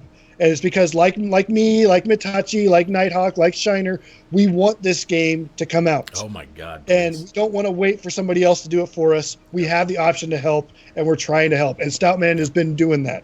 He has been pumping out the issue council reports. He has been recording problems as they happen and uploading them on his stream and on YouTube or wherever else he can so the devs can see it. He's been contacting the devs directly on Discord. That also helps if you have access to the Discord. Use it. When you see a bug, you can hop in there and say, hey, I've had this happen. Is this common? Yep. And somebody from CIG 9 times out of 10 is going to say, no, it isn't. Can you tell me what happened? Or yes, it is. Could you, talk more about it on this issue council report? Things like that. So it's all these little things that add up. Yep. Well, you got to keep a positive attitude. And I have CIG devs will pop into my channel. I'm late at night, and the guys in Europe will pop in and ask questions, or hey, can you test this for me or something? Something else I noticed too. I've been in PTU before, and I've seen devs talk to other players. They aren't streamers. They aren't anybody. and you don't have your chat open. And they're just like asking you questions and stuff, and you're missing your opportunity to talk to a dev about what's going on with your issue. And they go on off the game and stuff, and I'm like, dude, he's not just asking us. They're asking all you guys. You just have to get your head out of your ass and be aware of what's going on in the game. And they're trying to approach everybody. They're really trying to get it. And the main way they can contact and get that feedback, since you guys aren't answering them, is to come in our streams and ask you there, because that's the only point. We're paying attention. Yeah, exactly. we have to pay attention to chat all the time anyway. So, but I'll tell you right now, streamers don't get access to the PTU and other things because CIG wants it out there streamed. They get access to it because we are the people that are there 4 hours a day, 5, 6, 7 days a week, playing the game. That's why we've got access to it. It has nothing to do with they want to promote it because it's I didn't even have PTU access last time. I mean, I didn't do Evocati. I didn't have all that, and it has no relate to that because we talk SC like you see here, and we bitch at you probably for the last 20 minutes about not doing issue council like on my show. Yeah. So we do that. So let's go ahead and move off that. Do issue council, guys. If you need help doing it, ask a streamer, ask anybody else. We'll help you. It's easy to do. Yeah, definitely all that stuff. Another thing I wanted to touch on, we got stuff coming up next week. We got the Buccaneer. Did they ever decode that? I know they're supposed to put it on Twitter if we had enough retweets. Did we ever see the image? Or as far as I know, no. No? Still a work in progress. Yeah, I don't think so yet. I think Disco scrambled it too good. He probably lost it. Come on, Disco. Where's it at? Because they said they were going to put it out if they had enough retweets or something, didn't they? Yeah, but I don't know. That could have just been a joke. Somebody tell me in chat. I know somebody knows something more than I do in chat. Somebody's smart in there. But I wanted to see that. And I don't know how many people are looking to get in a Buccaneer or anything. I'm definitely going to entertain the idea at the price point it's at because I want to see it. And based on what the role base of what they're supposed to do with it, it sounds like a really cool ship. Because it sounds like it's the oops, I'm making up for the Cutlass thing. That's what it is. It is. I got enough fighters and I got a Basically Cutlass, so I don't need one. I want a profession ship. Well, we'll see. I've been the one who said no, I don't need that before too, and then I saw the Herald and I was like, ka-ching. Gimme. Go ahead, Nighthawk. I'm kind of a big fan of Drake, and as someone who owns a Caterpillar, I'm very interested in the idea of possibly having the ability to carry either a Buccaneer or a Dragonfly or two inside of the Caterpillar. So the potential for having a dedicated escort craft for something of that size is quite intriguing, especially if this is supposed to be Drake's answer to the Gladius. It's my understanding and my impression of the Buccaneer is that it's going to be very much like an Apache, the attack helicopter. It's going to have maneuverability, it's going to have firepower, it's going to be able to take a hit, but it's not really going to be very pretty. Well, that depends on who you talk to. There's some of us out there that think the Apache is one of the most beautiful things ever created.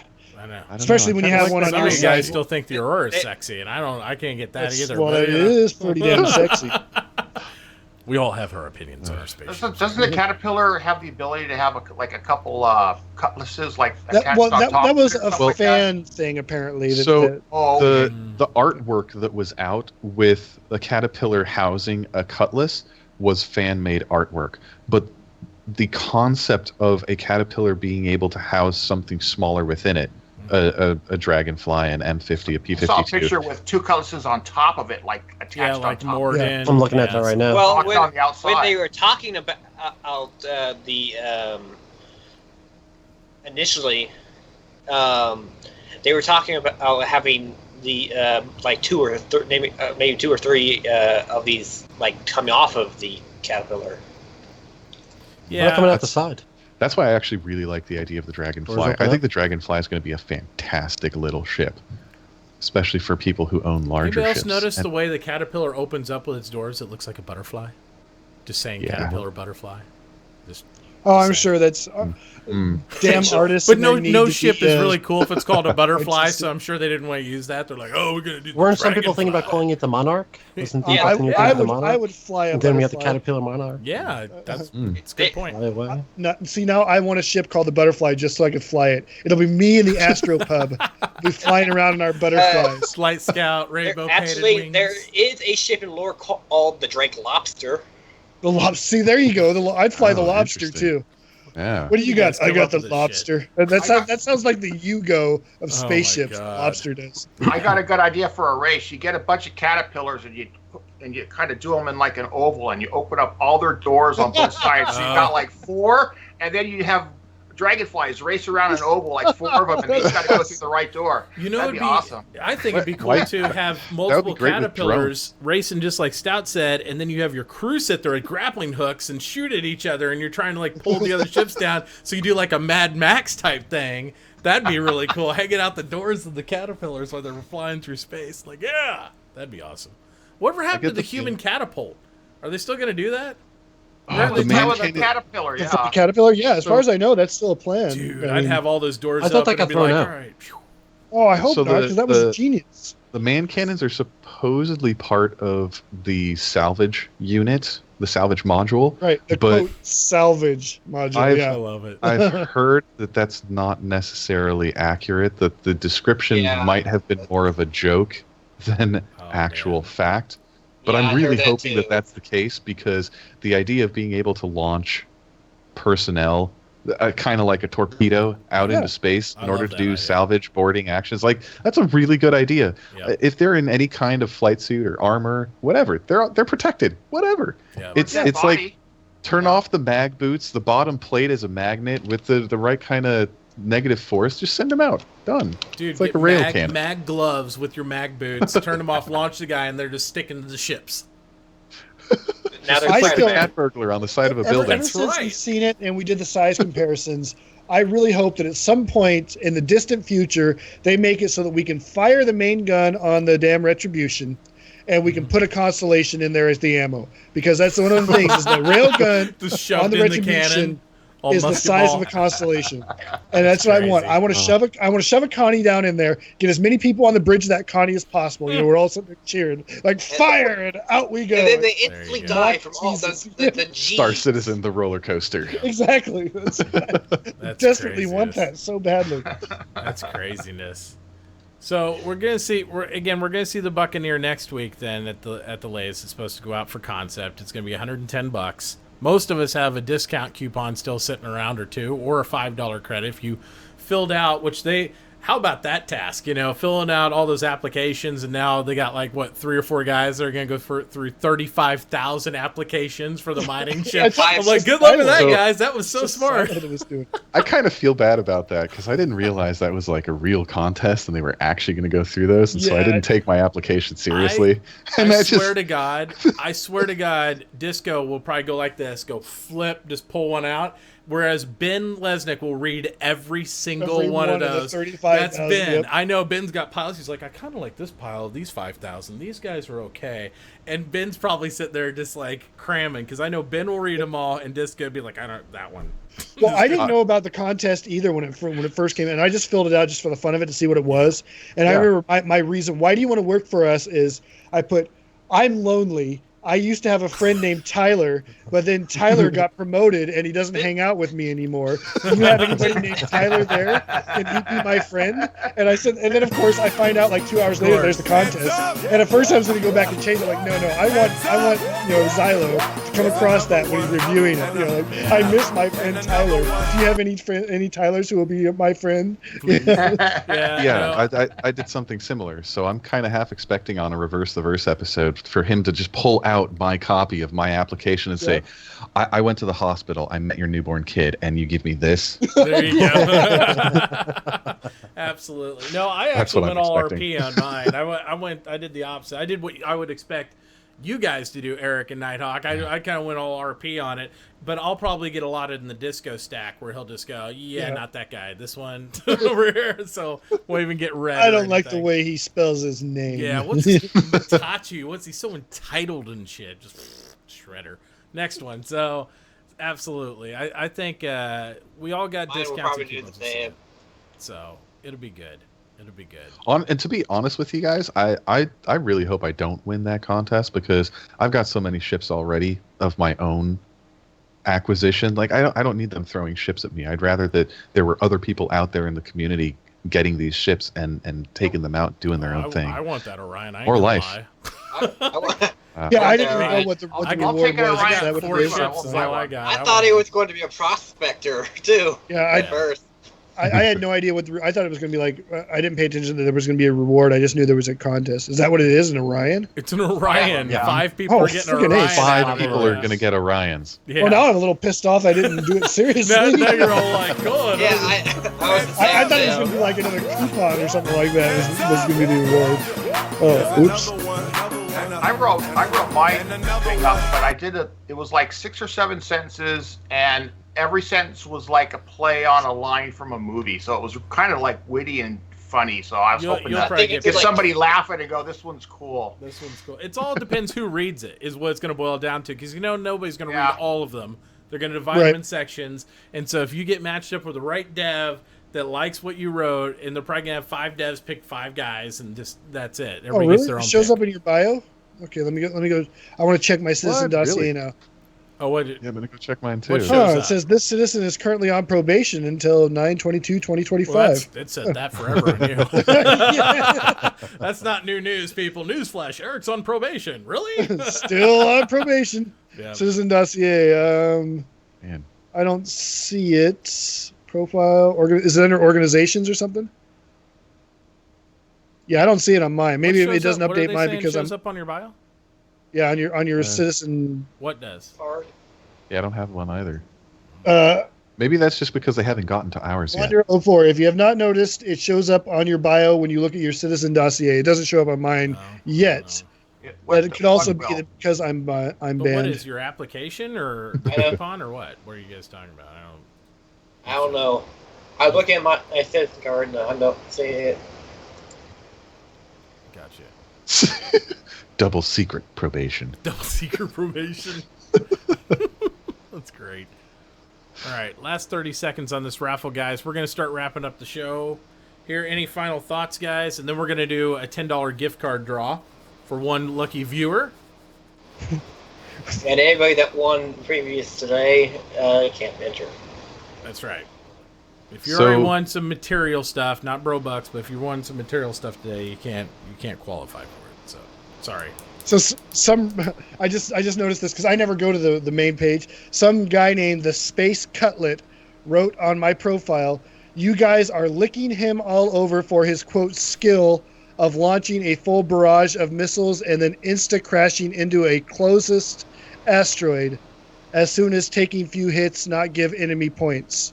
Fought him numerous times, nothing special." I have no idea who this guy is, but apparently I've pissed him off enough in the past that he sought me out to write shit about me on my wall. Oh, that's not true at all, Eric. You're nothing special. It's okay. Just accept it. Well, When random people I say like random how shit, it's important and you have to it's take very it as well. clearly that he's mistaken me for somebody else because Yeah. none of that is how Probably I play me. the game at all. That's probably because my alt in game is called I am Eric McKetton.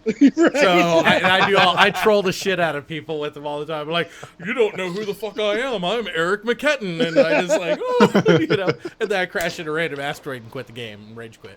So I'm sure that's where that all stems from. But don't worry, it's okay. So something that we haven't really mentioned yet, and it was thrown very briefly out there. They're pretty much ready to start work on the Karak now, and Ben confirmed know. that today on Reverse the Verse. He's been waiting So for it that- too. Everybody loves that. Yeah. They're saying it's Yeah. one of the popular ships. Oh, absolutely. Mm-hmm. Well, It it's is the also- most popular capital ship out there. Yeah. It's Even specific even role though that the we haven't bottom really mention touched. it gets more attention because there's nothing on it. Well, that's just because people cry about it more than any other ship, the modern merchantman. I guarantee when it's out, everybody be like, oh. They're just like crying about that one ship. They're like, oh, yeah, now what am I going to bitch about? Yeah, but So- it's not going to be able to go through the small wormholes, so you can't explore half the universe. There you go. That's why I don't want it. See, that's why you want the Karak. That's why it's so much more popular, because it's got the Pisces runabout on board. It's got the little rover that they haven't named yet. You can pull sections out of it and But they replace it didn't- with other sections. it's a good ship. I got a freelancer Dur for my Explorer. I get my Dur. Got one of those too. Well, and you know what? You tell me I can't fit the ship in that jump hole, and that just sounds like a challenge to me. I mean, there's got to be a way to. That's what I'm thinking. I mean, And then you come out. All I'm saying is, if you can't fit the ship in the jump hole, maybe you need to pull back, slow it down a bit, put on some Barry White, get out some wine. You got to tell the jump just hole to push out while you're doing it, and apply a little lube, and you're relax. okay. Yes. I mean, you just need to do a little foreplay in there, and you'll be inside in no time. Just spread some bacon grease around the outside of your ship. That's right. the Karak was originally designed to seek out and explore jump points, so there you go. you might need a little convincing, but that's the ship to do it. It'll have it. Well, but if you can't start from everywhere, though, it kind of sucks. That's how I look at it. Well, I don't think you can start from everywhere. You would have to have an improbability drive to do that. So, unless they plan on building one into Star Citizen. I got one of those. What? Did you get one? No. Oh, well, you need to have a relative work at CIG to get one of those, I think. I think so. That's the only way it works. Yeah. It's an inside job. Speaking of I relatives use it working to, at CIG, what secrets has he told you recently, Stoutman? Yeah, let us know. He says he's told me everything. It's just us guys. You can tell us all about it now. Well, if he told you everything, then I'm actually starting to get a little worried about his Well, that's why I'm saying don't have a carrot. his contributions to the game, because you don't seem to know that much. And if he told you everything, and he's the director over there. Yeah, I just don't tell you. I just don't tell you guys. Oh.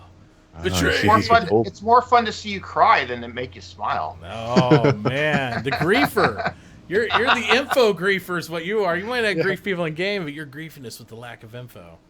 Oh, that's right. So Fastcart just found my Shubin application. It says, "I'm very lonely. Will you be my friends? I used to have a friend named Tyler, but he left me for someone named Jared and never came back. I miss Tyler. Do you have any Tylers who work for you who would be my friends?" Yeah, absolutely. I'm gonna laugh if that shit wins. That's hilarious, guys. All right, well, Vanduul won the last Brobuck raffle. I'm going to go ahead and start this while we're finishing up talking here, but it's going to be a keyword raffle for a $10 Star Citizen gift card real quick, guys. And you're just going to have to put 2.5 in chat, exclamation mark 2.5 to enter this. So you're going to have like 5-10 minutes to do it. So make it happen now. So Worm Drake is saying, I thought smaller ships could try untraveled jump points, but because the Karak will have equipment traversing them for the first time, will give them a big advantage. So Worm Drake, the thing with the Karak is that it's not so much that the equipment is meant to give them an advantage in traversing those jump points, but rather it's to give them an advantage in being able to not only traverse it, but record the data from that traversal and be able to bring that data back so that you can either report it to some higher entity or sell it to the highest bidder, whatever the case is. But it's meant to collect the data, analyze it, and basically say, okay, everyone, this is a stable wormhole. This is how you jump through it. Here's the map. It can stay out longer, too. Yeah, much longer.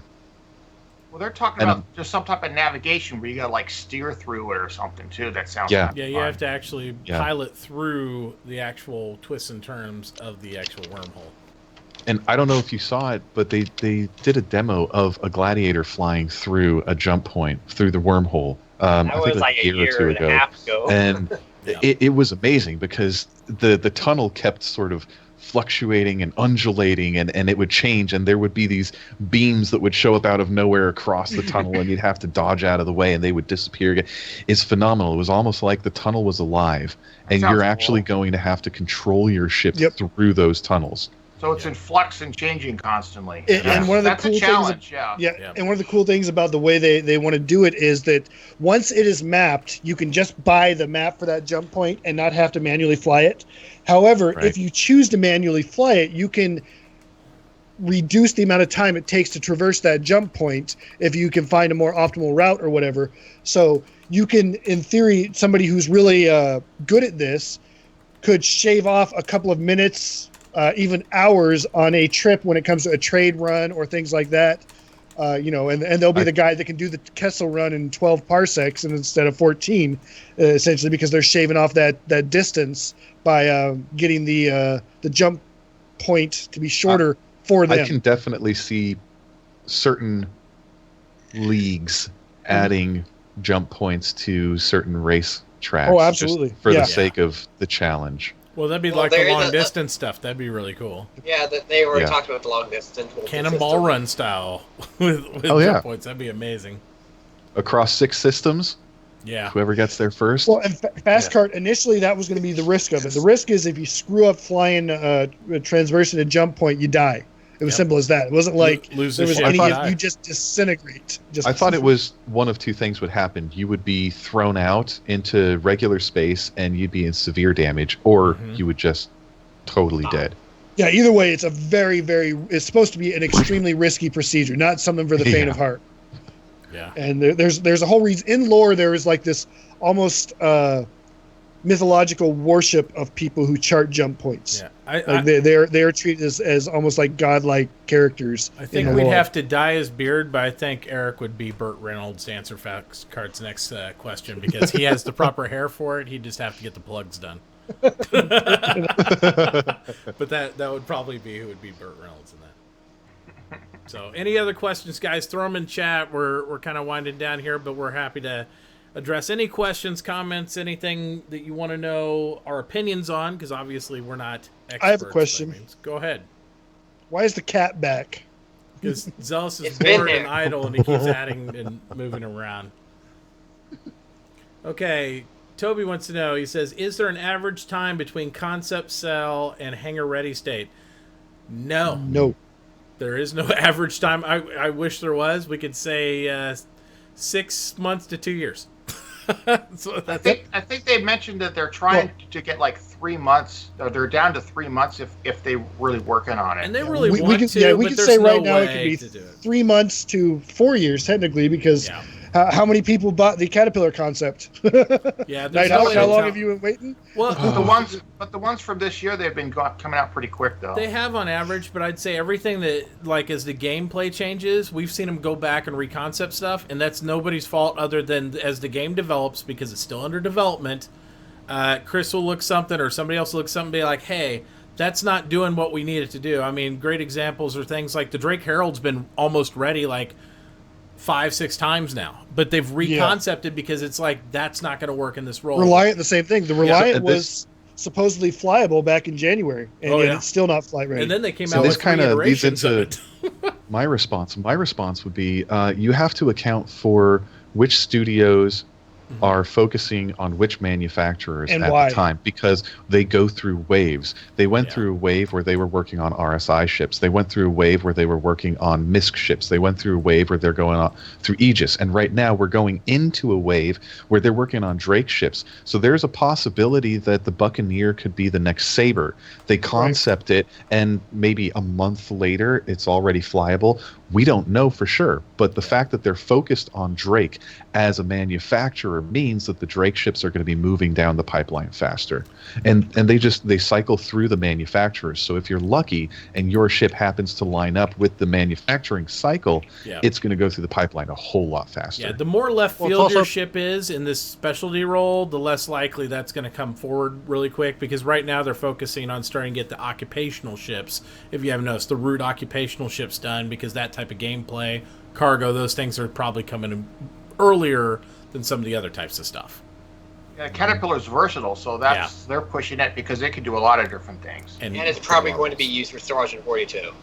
The asset flip is also a big part of it, isn't it? I mean, the ability to reuse textures and Mhm. Yep. bits and bobs Yeah. from other ships. Yep. I mean, that's what we saw with the Aegis. That's Aegis was a big The flip style on guides, yeah. what they already had pre-existing. Plus, and talk it's- about Drake is just the reason why the ships. Sabre came out so fast is because it is almost 99% components from other ships that have Yeah. been pulled apart and reconfigured. It's got Yeah. parts of the Gladius, it's got parts of the Vanguard, parts of the Retaliator, and that's even the how Lord, and they just get they just kind of Yeah, they slapped had the together and made a new Aegis, ship. Aegis style guide is done, and the Drake Yeah. one, they're creating it now with the Caterpillar. Yeah. So once Yeah, they get and- that done, then more Drakes could come I'd out also a lot like to quicker. say that and I the think Saber this- concepts.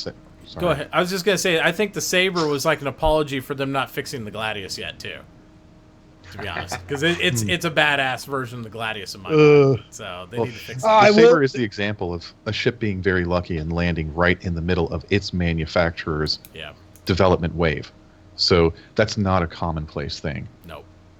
I will by say long shot. this: I was able to get them to do some changes to the Gladius handling during Evocati. I guess being able to directly interact with them helped with that. They did slightly improve the Gladius handling. It's less drifty than before, and it doesn't have the boost jump. Unfortunately, because we can't test out various weapons loadouts in Arena Commander, we can't really say if that's made it a better combat ship. Yeah. Its health is not. Its health was slightly just like a fraction of a percentage increased overall. Yeah. The weapons are the biggest issue on it, though, in my opinion. Almost now as durable as straight hit points as the Hornet. But that's also because the Hornet was drastically decreased, and I have no idea why. Because the Hornet's problem wasn't that it had too much health; it was that it had invincible spots, and they removed the invincible spots and also decreased its health. So now it's really stupidly easy to kill a Hornet. The Hornet was never really the Super Hornet was the problem, in my opinion, but the Hornet itself was never a huge issue. I mean, because it only has front and rear shields on the regular Hornet. I mean, it had a lot of spots you could deal with if you needed to, whereas the Gladius, if I'm not mistaken, it's still got full wraparound shields. So, I mean, while it is thinner, you could get hit and you could get out. So I love the way it originally flew before they did the modifications. I just didn't like the weapon sets, and they just need to do something with it. There's the preliminary look at the changes in the health, and the Hornet is now less health than the Saber. And when it comes to the fighters, I believe the Saber is now the most durable fighter, as well as the most maneuverable and second most powerful in terms of weapons. Well, it should be because it's a medium fighter class. I think it fits. Well, except it wasn't supposed to be durable. It was supposed to be less durable, but faster and harder to target.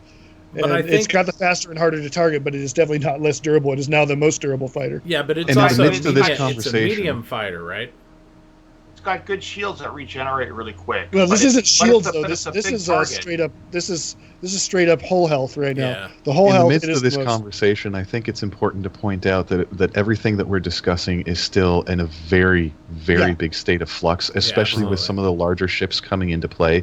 We're going to start seeing these numbers changing significantly because you're going to want significantly more longevity on all of these ships because people need to be able to run from one location to another to try and repair a component to keep the ship alive. And even in the one-seater ships, you can't necessarily get out of your seat and try to fix the component, but if you can get away, if you can escape, if those hit points are high enough, like some of these other larger ships, then you can, once you're clear from combat, EVA out, try to at least jerry-rig repairs to get yourself back to Triastro. I don't necessarily agree with that standpoint, though. I want ships, because what I don't want to have a bumper car thing where we disable and hurt ships and they're really survivable and all that stuff.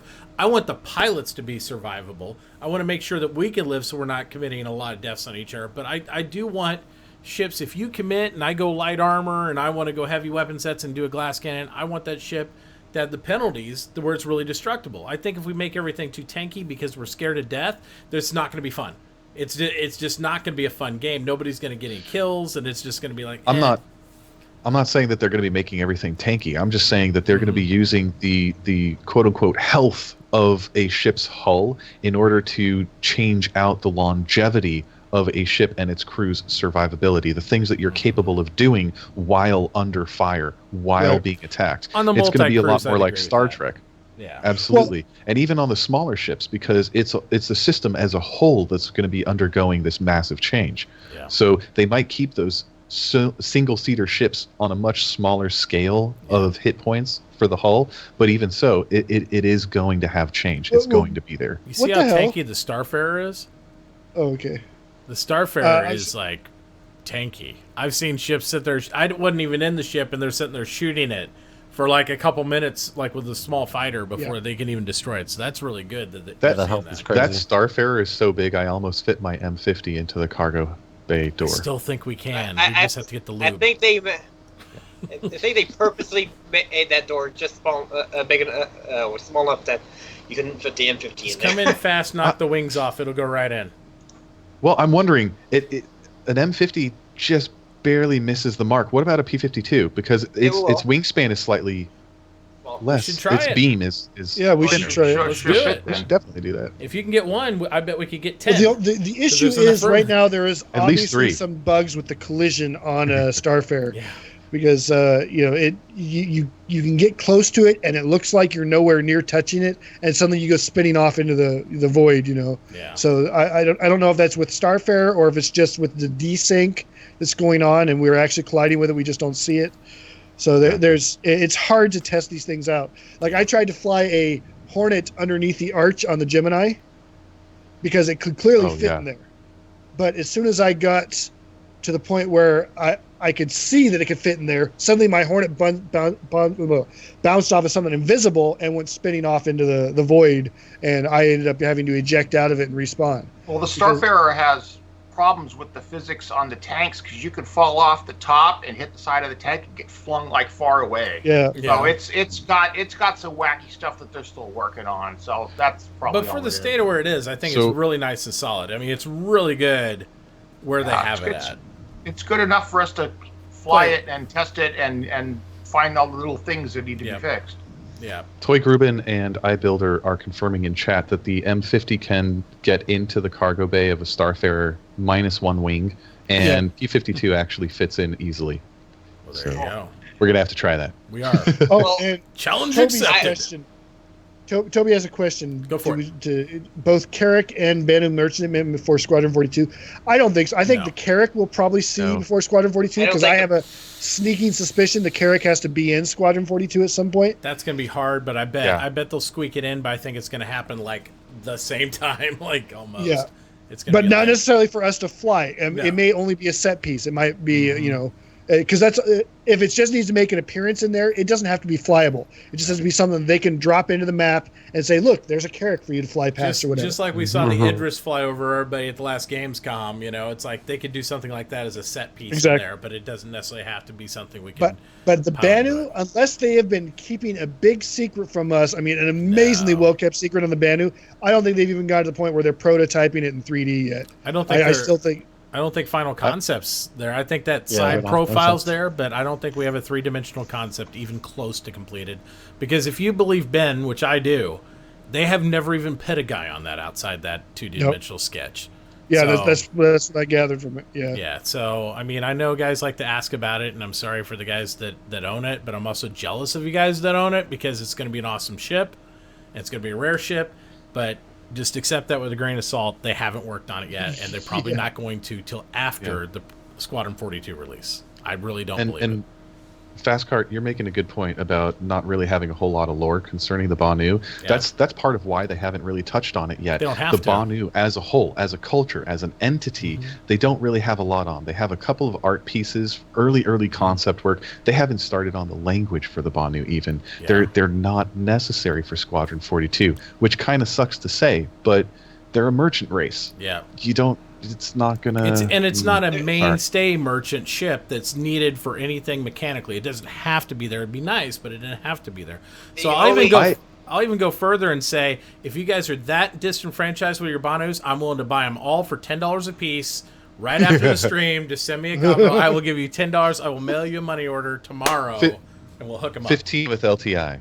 I'll do 15. I can do 15. Maybe even we'll do a bidding war, me and Nighthawk afterwards. Yeah, we'll see where we get. Fastcard, I agree. I have a feeling that sometime between Citizen Con and the Christmas holidays, some form of Squadron 42 is going to release, even if it is just a demo that is like a couple playable levels to wet our whistle. Citizen Con guaranteed we'll have something in our hands.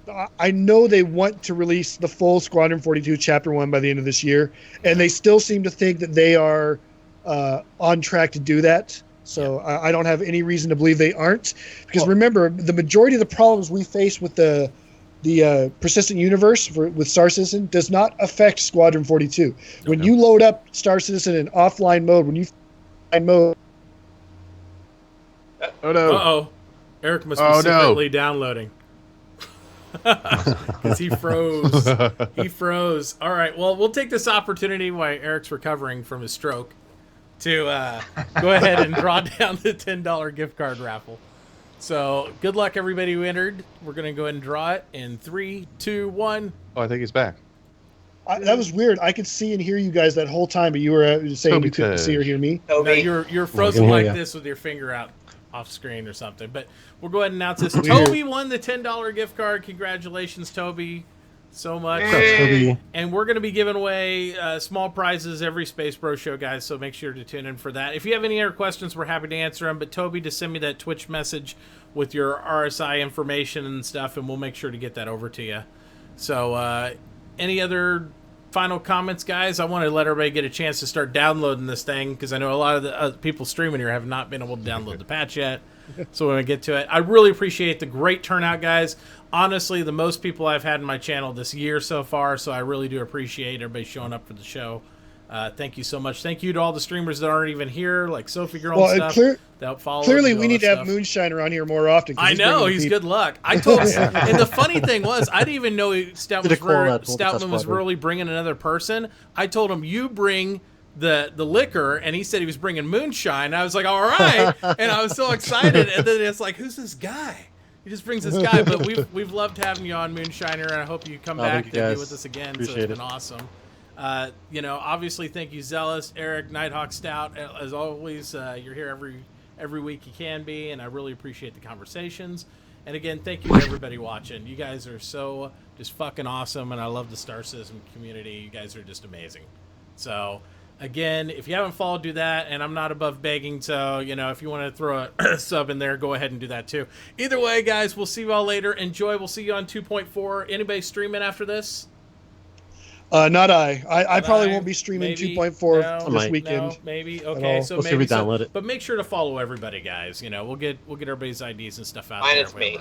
I'll be on later Zealous tonight. because you'll just get creeped out because there'll be a lizard or cat. You'll have nightmares all night. You never know what happens. So, but everybody else, make sure to follow and do that. And we'll see you again next week for the Space Bro show at 10:30 p.m. CST. So have a great night. We'll see you all later. Peace out, everyone. Bye. See ya. Bye, guys. I'll see you guys on Discord. Yeah.